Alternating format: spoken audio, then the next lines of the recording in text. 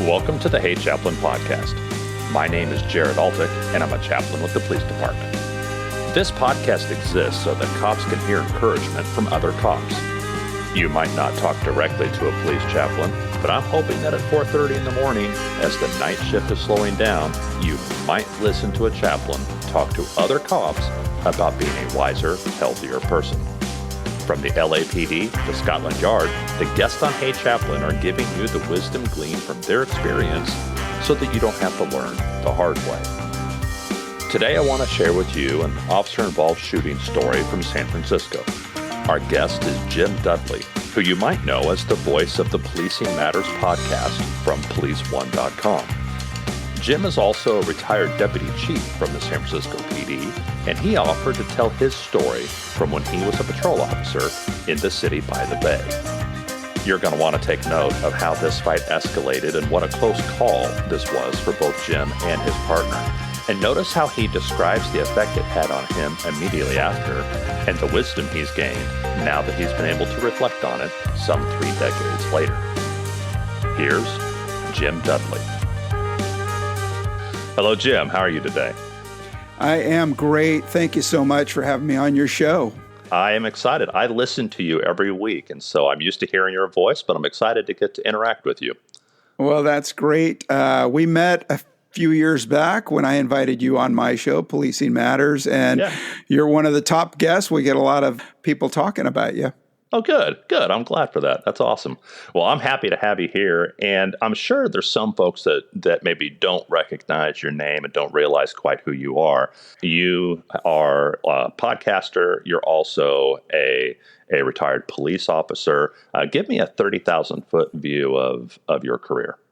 Yeah, I had the good fortune to enter into the police department when I was 21 years old, and I'd always wanted to be a cop in San Francisco, my hometown, and I had the opportunity first with our airport, and it was a great proving ground because it was super slow. I got super bored, and I really wanted some activity.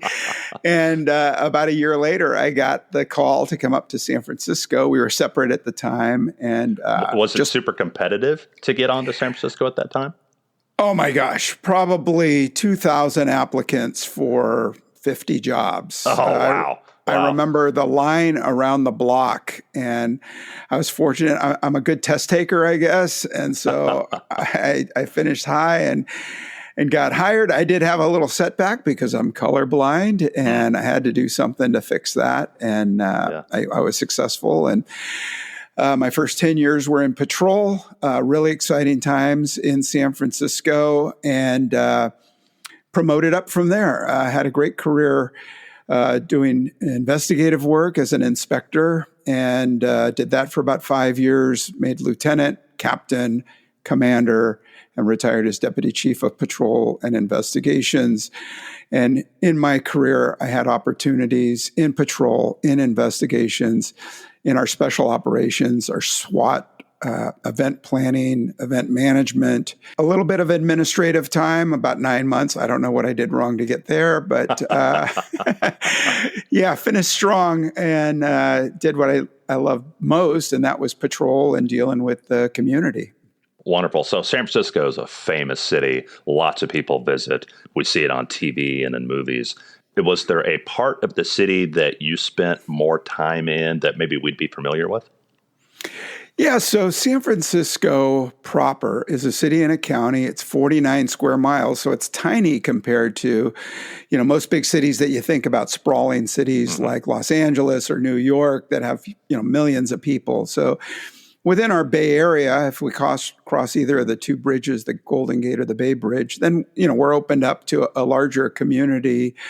But my best time as a captain was at Central Station, which housed the areas that you're familiar with and that most tourists are, the Fisherman's Wharf, Chinatown, North Beach, Financial District, Union Square, the Embarcadero.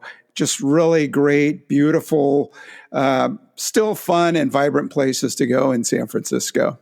Yeah, I was there, and my wife and I drove across the Golden Gate Bridge and went down Lombard and took Leavenworth down through town, and It's an amazing, amazing city. But tell me, when you were serving, maybe especially like during your years in patrol, was there a type of crime that really was indicative of the type of law enforcement you were involved in? Yeah, I was my first formative years as a patrol officer, 1980 to 1990. A lot of activity where I was. I was downtown and one of the busier districts in the city. We had a lot of violent crime. 80 to 90 was pretty active, and we had things like the Zodiac killer running loose and the zebra killers, and just finished the Jim Jones era with over 500 people either committing or being coerced into committing suicide in Guyana. That started in San Francisco. So really violent, turbulent times. 1990, we were immersed in the crack epidemic. And drugs was really the underlying issue for most crime in San Francisco. Tell me about the first time you ran into crack cocaine. Yeah, crack cocaine. We heard about it early 80s, and about 1984, I think my partner and I were investigating a drug dealer in an area where we worked, and saw this guy with that look that every cop will recognize as the OS look. Yeah. And he dropped something that fluttered to the ground, and I went over and picked him up. We picked it up and we detained him, and it was a couple of rocks that looked like soap or teeth. Yeah, and like broken teeth or something, right? Like broken teeth. And I was like, what? I looked at my partner. I think this is crack. We called a couple of experts that we sent to training, a couple of narcotics guys, and they come over and go, yeah, we think this is crack too. So as far as I know, that might have been the first identification of crack cocaine in San Francisco. Wow. And then it just blew up from there. The violent crime, the theft, anything to propagate that drug trade. And those were violent times. And then the early 1990s were probably the highest times of crime and violent crime in San Francisco. And like I said, that I think people who talk about violent crime today often refer back to the 1990s and say, well, it's not as bad as it was in the 90s. And I say, well, are we going to wait until it gets there? And we don't want to go back to that. No. No. If that's the high water mark, let's let it be. Let's not go there. Yeah. So you saw a lot of violence among the citizens. Was there a lot of violence against officers? Yeah, I mean, today, when we talk about the resist movement, when you can't just give anybody a ticket anymore. They've got to argue over it. Back then, it was nobody wanted to go into custody. So, it was a lot of 148s, resisting police that went along with whatever else you were arresting them for. So, I think a lot of that had to do with drug-fueled resistance, not so much as a national movement like today. In the 80s and 90s, how well developed was like the use of force continuum? Was this something you guys were already being trained on? Was that something, a concept that you had, or did you just have like boundaries you knew not to go so far? Yeah, I'm not that old, Jared. we don't go back to here's the keys to the wagon, here's a stick and a gun, go do it. We did receive some training and physical training, defensive tactics. Actually, we probably had as many defensive tactics then as we do now. And now we have all this technology. But we've also removed some defensive tactics or physical skills from policing. So that's where I was going. I didn't know if you carried nightsticks. I didn't know if you had OC spray. I was curious about how you were equipped then. Yeah, for sure. So to answer your first question, we got the baton, a wheel gun, a 6-shooter, revolver. Back just before I got in, there was a SAP, which was a lead piece encased in leather that was about 10 inches long that officers kept in this pocket in the back. And they'd call it the SAP, S-A-P. And that would deliver a blow that could knock someone out. Yeah. They took those away just before I got there. And then we had these modified smaller batons, again, about 10 or 12 inches that you could keep in your back pocket. We did have not pepper spray, but we had CS spray or mace or gas in a canister. And that was about it. Handcuffs and maybe a hobble if you were thinking about tying somebody's feet together because they were kicking out the back window of your car. Besides that, not much. No taser. We did have bullet-resistant vests, but they were not the things that we're wearing today, the things that are much more effective. We didn't have body cameras, no tasers, no pepper spray, or the Bola wrap or any of these other things that you see today. But we did have the carotid restraint. With the carotid restraint, I try to tell my students now, I teach at San Francisco State, and I tell my students now, it was very effective. Yeah. It worked on people larger than you. You could stop a fight within 20 seconds if you could arrange to get someone in what people are calling a chokehold, but it's not a chokehold. It essentially puts the center of their neck in between the crook of your arm, so you compress their carotid arteries between your bicep and your forearm. Squeeze down. You're not choking them, and you're not choking air off. You are cutting off the blood supply that delivers oxygen to the brain. 15, 20-second hold. Boom. Done. Sit them down. Put the handcuffs on. And they recover. And they recover. Yeah. Yes. And you still get an ambulance to check them out, make sure they're okay. They don't have a pre-existing condition, and very effective. And it reduced the amount of time of resistance and reduced the likelihood of injury to the officer and the suspect. So it didn't escalate. It pretty much stopped there. But since George Floyd was a benchmark for the carotid restraint where it was thrown in as a chokehold. And of course, the Floyd restraint wasn't a carotid. It wasn't even a chokehold. It was a knee on the back of the neck, as they say. And so, when I talk to my students about a moral panic, that's when an incident occurs where there's such a strong reaction to it that things get swept up in it. And as a result, we lost a reliable use of force alternative that now closes the gap so that we have handheld weapons, open hand tactics, and then we go to pepper spray and a firearm. By removing some of those things, you're closing the distance between the non-lethal and the lethal.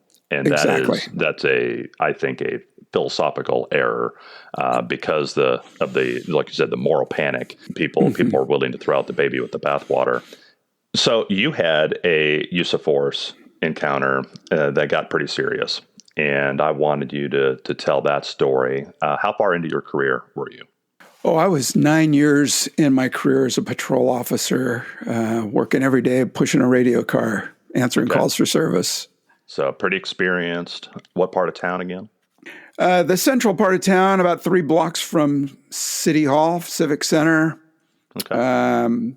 Again, a drug-fueled area of town, Polk Street, Van Ness, near the Tenderloin. Okay. And give me the context. What was going on before the event? So I had a great partner, and we were pretty active in our beat.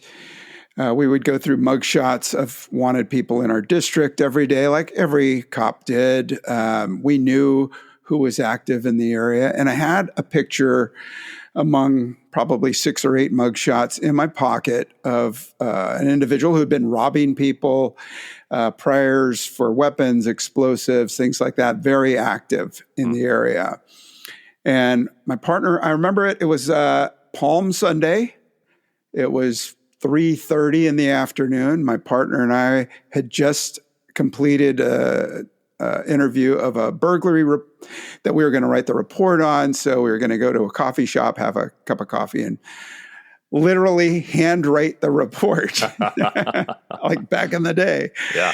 And as we're driving towards one of our favorite coffee shops, I am the driver of our patrol car, and I see in the opposite direction another car, and in the passenger seat, I notice the suspect that we've been looking for.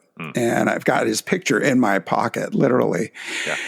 And I can see that he looks over and we make eye contact. And so I tell my partner that he was in that vehicle.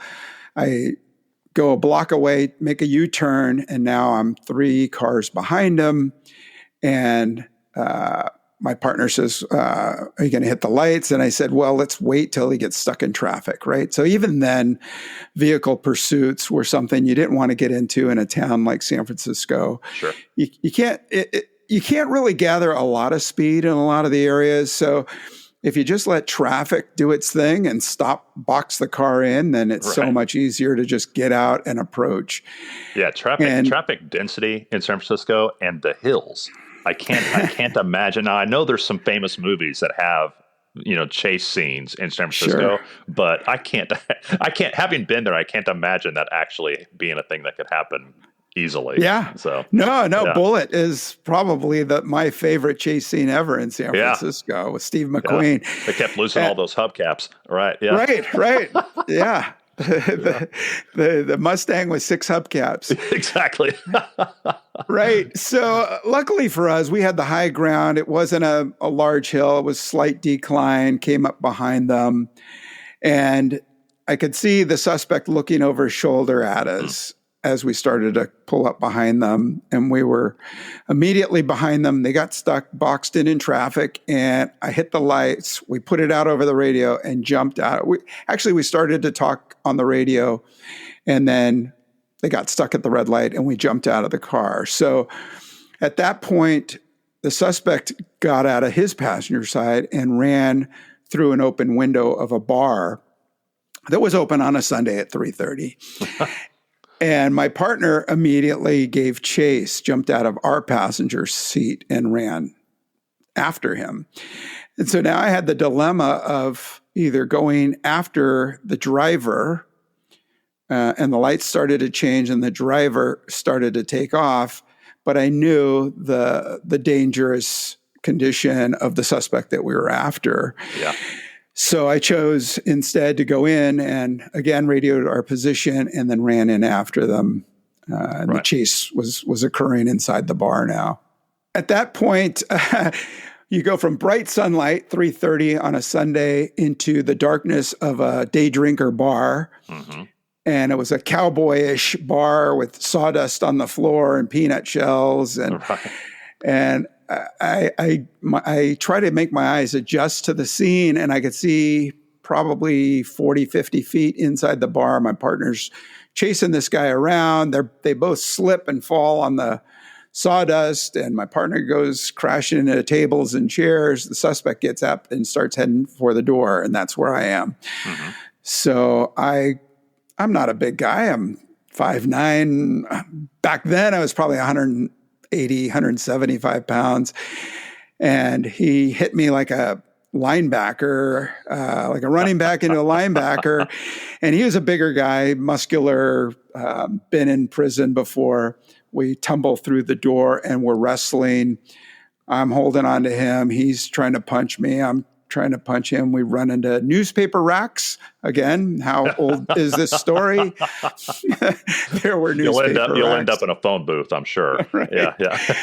So the fight is on, and I end up on my back. He starts to get up to run. I grab the back of his jacket, and I essentially pull myself up on him as he's trying to leave. His jacket's coming off, and I get him into a carotid restraint. Okay. Again, so valuable. So I put him with my left arm around his neck, start to squeeze down, and I start to feel like, okay, I'm in control. This is going to be over in 20 seconds. And as I clamp down, I hear a gunshot. And everything, if our listeners are law enforcement officers, everything they've ever heard about time slowing down and your senses aroused, that you your smell is heightened and a sense of time slows down. All of that happened. And I remember smelling the gunpowder, the gun smoke. And my first thought was, oh no, he's got my gun, right? And now I'm going to be struggling for my own gun from this guy. But I looked down, I take a peek between me and him, and I could see that he had a gun in his back pocket, and he, with his right hand, had got a hold of it, but didn't clear it from his back pocket. So it got hung up in his, at the back of the corner of his pocket and blew out part of his pants and sent around somewhere. And someone was looking out for me that day because that round went somewhere between my legs and down Polk Street. Now I'm thinking, holy crap, right? And so my instinct was to drop down on my knees and to try to pin him in with my legs. And I'm thinking, where the heck is my partner? At that point, as he frees the gun out from his pants, my partner slides up and grabs him by both wrists. Now, if you can imagine trying to restrain somebody forward to forward, holding their wrists to keep them restrained, that is a really difficult hold. My partner, great guy, super strong guy, but I could see he was having trouble controlling him. Suspect brings the gun up. Again, he had just fired a shot, and now he's bringing it up towards my partner. And as he's bringing it up, and I could hear my partner yelling, shoot him, shoot him, shoot him. And before he could finish saying the second time, shoot him, I pushed him, I released the hold, pushed him down, drew, and fired. And I don't remember taking my gun out of my holster. Yeah. And it was one shot, and the fight was over. We did everything. We tried to resuscitate him, called for an ambulance, called for a supervisor, locked down the scene, gathered witnesses, did all that. But I knew at the time that was that. And I was sequestered back to the station for investigators to talk to me. I made a quick phone call to home, and I don't know what I said, but I don't remember saying anything other than, hey, how's it going, to my wife, and my wife saying, what's wrong? Why are you calling? Yeah. There was something in the tone of my voice that said something was wrong. Yeah. And so we talked a little bit about it. And I mean, I had a 6-month-old son and a 2-year-old son at home at the time. So my mind immediately went to them. And it's a funny response that you want to make sure they're okay after what just happened to you. Yeah.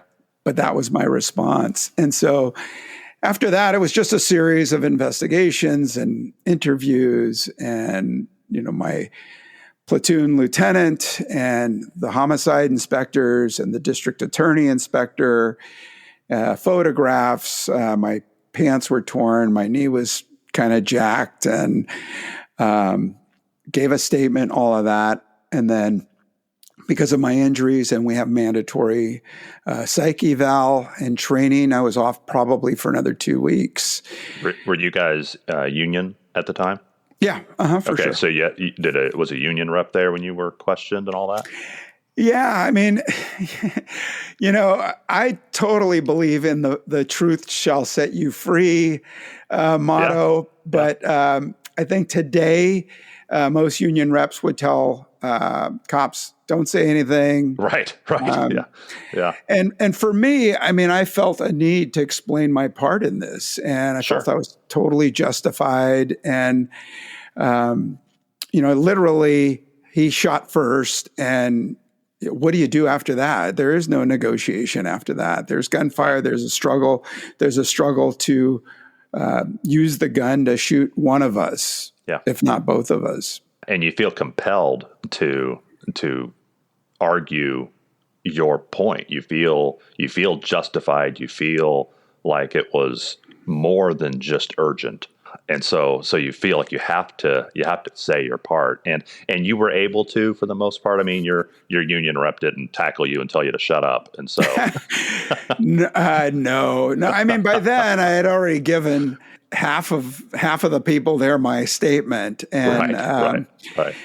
you know, it was a little concerning at first because the sergeant who first interviewed me asked me what happened and go through the story, blah blah blah, and then he gets on. I could see after I left his office, he got on a phone with someone. And then they must have said, hey, did you give him his rights? And I think they probably meant administrative rights, right? So in an interview, police officers can be compelled to say what happened in an administrative interview separate from any sort of criminal interview or investigation. And so the sergeant hung up the phone, called me back in, and pulled out his Miranda card and read me my Miranda rights. Right. And then said, did everything you tell me before still apply now? And I was stunned, but I said, yes. And he said, okay, get out. I don't think that's quite how that's supposed to go. That is not. But I'll tell you, Jared, that incident and that one part of what happened resonated with me as I moved up the ranks to sergeant, lieutenant, captain. And so I had probably 4 or 5 officer-involved shootings that I personally responded to. And it gave me insight into the mind of the officer involved and the procedures and a human aspect, and to be very careful in the follow-up and not be that sergeant who did that with me. I want to thank Jim for coming in and sharing that story. But he and I continued that conversation, and it was really good. We talked about San Francisco movies and the city itself and the crime and drugs and politics and that kind of thing that he's gone through over the course of his life there. So I'm going to give you a part 2 next week so you get all of that great content. Now, in regard to that shooting, Jim went on to explain that there was a period of soul-searching in the couple of weeks following the shooting before he returned to work. Like most officers in that situation, he had to ask himself some pretty tough questions. I think when I really did try to understand whether or not I wanted to continue in law enforcement in the 2 weeks that I was off, I considered that if things had happened differently in the shooting, I had those 2 small kids at home, right? And a wife, and what their life, I mean, that all weighed so heavily, and taking the life of another person, that weighed so heavily on me. Yeah. And what would life be like for my kids without me being there? I mean, that really caused some super serious introspection. And I worked it out myself. I don't think the mandatory psychology time off working with our psychologists, I don't know that was so helpful as it was working it out myself. So, I mean, I would suggest to anybody to take time for themselves and work it out and then make a decision that works best for you and your family. And for me, it was to continue my career. And I had no regrets looking back. I'm in so many opportunities for travel and meeting people and making policies and making a difference in the way we did things. And now, moving forward, I feel like I can have an impact by some of the shows. We just did a great show on cops dealing with people with intellectual disabilities. And a couple of people from outside wrote about it. And there are things that we don't talk about in law enforcement that we should. And the better we are, the more we can build that trust. And if we go back to Sir Robert Peel, 1829, prevention was the number one priority, and building trust with the community was right there as well. And they're intertwined. And so is use of force. And the better we are, the more trust we build with the community, the better solvability and cooperation we have in reporting crime and solving crime. It all works together. So, I like the cops that can go out and have a beer and have fun, but I want to stress the importance of being a professional, and whether your agency pays for training or whether it comes out of pocket, just try to be the best cop you can be.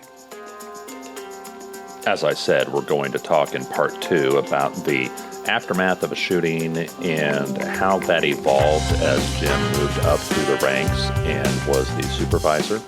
We're also going to talk about how San Francisco, the city, has been portrayed in movies and TV shows, and I asked Jim to respond to my impressions of the city, having visited both 30 years ago and more recently.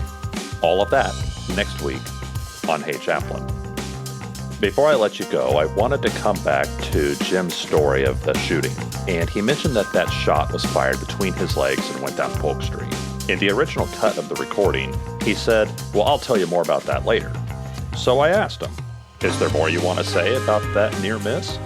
Sure. So when I made the phone call home, I was in the locker room and the phone was there on the wall, and it was almost like, oh yeah, I better call home. But I was in the locker room to take off my pants and make sure that shot didn't hit any part of me. And I, up till then, I had read so many articles about shock after an incident. You don't realize you're shot, you bleed out because you don't realize you've been shot. Yeah. And there was no hole in my pants or anywhere else. So I was that was such a huge. But you had to double check. Yeah. I had to double check, but it was a huge relief for me and it was something I needed to do to make sure. This show is commercial free because listeners who feel like they receive some value from Hey Chaplain return the favor by buying me a virtual coffee at buymeacoffee.com/HeyChaplain. You don't have to do that, but I really mean it. Thank you so much. It absolutely means the world to me. If you like this episode, please share it with a cop or someone who loves a cop. The views expressed here are the personal views of the host and our guest and do not necessarily represent the views of any law enforcement agency or its components. Thank you for listening to Hey Chaplain, and as always, pray for peace in our city.